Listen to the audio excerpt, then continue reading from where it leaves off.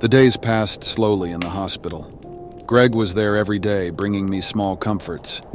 Fresh flowers, my favorite tea, a soft blanket he said I loved to curl up in.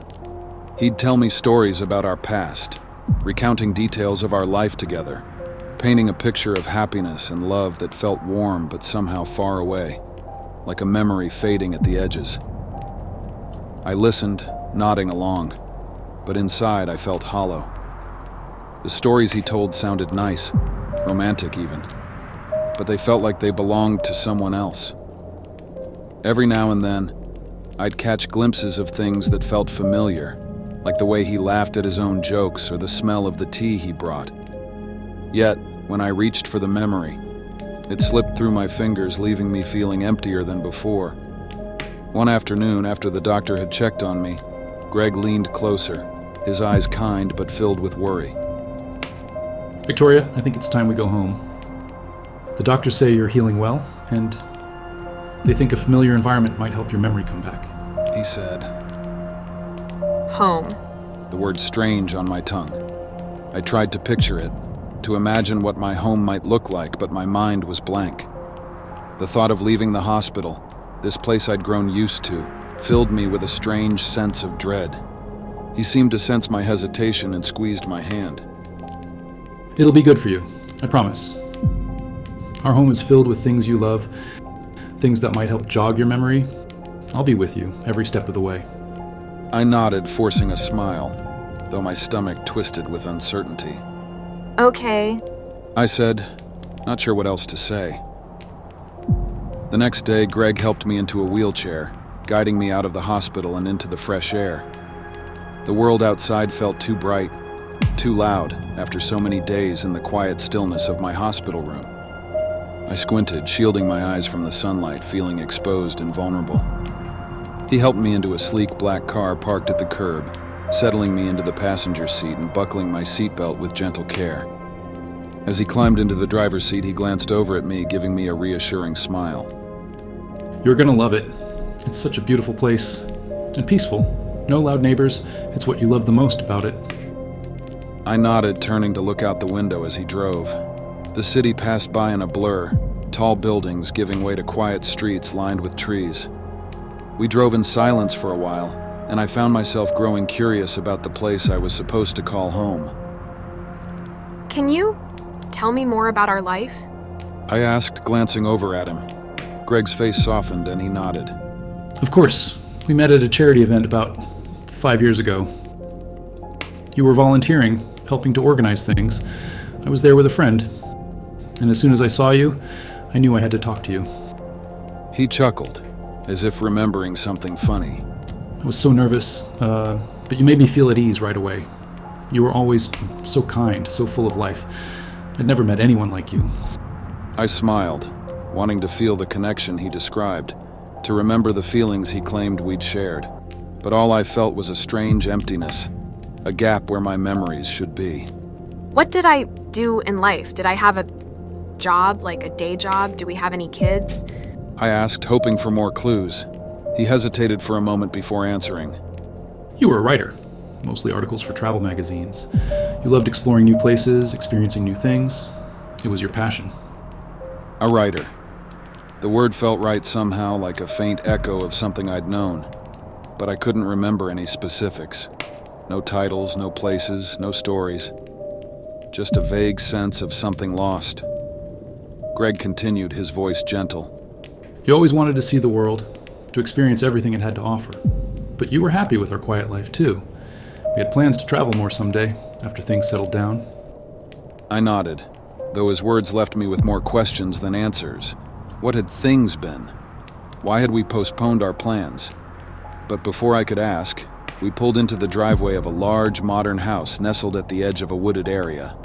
The house was beautiful, with wide windows and clean, sharp lines surrounded by trees that cast dappled shadows across the lawn. Greg helped me out of the car, guiding me toward the front door with a gentle hand on my shoulder. Welcome home, he said softly as he unlocked the door and pushed it open.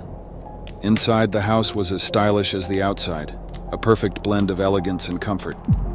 The furniture was sleek and modern, the walls painted in soft, neutral tones. There were large windows that let in plenty of natural light, filling the rooms with a warm glow. But as I stepped inside, I felt a strange sense of detachment. This was supposed to be my home, my sanctuary, but it felt unfamiliar. There were no personal touches, no family photos or little mementos that I would have expected to see in someone's home. It was beautiful, yes, but it felt cold, like a show home, a place meant to be admired rather than lived in. Greg must have noticed the look on my face because he placed a comforting hand on my shoulder. It'll take some time to feel familiar again, but this is your home. Everything here is yours. I nodded, swallowing the questions bubbling up inside me. I didn't want to seem ungrateful, didn't want to hurt him after everything he'd done for me. He led me upstairs to the master bedroom, which was just as beautiful as the rest of the house. The bed was large, covered in crisp white sheets, and there was a window that looked out over the woods. The room was neat and orderly, almost too perfect. Greg said, guiding me to the bed, I thought you might need some rest. The doctor said you should take it easy. Give yourself time to adjust. I nodded, sitting on the edge of the bed, feeling the softness of the mattress beneath me. I hadn't realized how tired I was until I sat down. It was like every muscle in my body relaxed at once, leaving me feeling heavy and worn. Greg bent down and placed a soft kiss on my forehead. I'll be downstairs if you need anything. Take your time.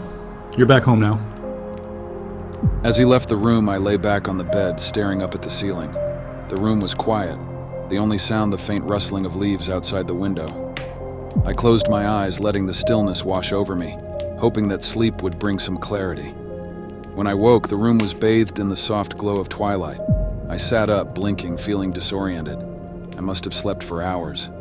As I looked around the room, my eyes fell on a mirror mounted on the wall opposite the bed. I pushed back the covers and stood, walking toward it slowly. I hadn't seen myself since waking up in the hospital. Hadn't had the courage to really look. The reflection that stared back at me was familiar, but different. My face was covered in faint scars, thin lines that crisscrossed my cheeks and forehead, and my skin had a slightly uneven texture. It wasn't unpleasant, just different. I reached up, touching my cheek, feeling the roughness beneath my fingertips. The woman in the mirror was me, but not the me I felt I should be. She was someone new, someone pieced together from fragments, a patchwork of memories and scars. As I stared at my reflection, I felt a strange sense of disconnection, like I was looking at someone else. My mind felt foggy, distant, as if I were on the verge of remembering something but couldn't quite grasp it. A knock at the door jolted me from my thoughts. Greg's voice called softly. Victoria, are you awake?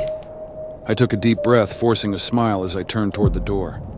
Yeah, just waking up. The door opened and Greg stepped inside, his gaze soft as he looked at me. I was just coming to check on you. You must be hungry. I made us some dinner. Come on, it's downstairs.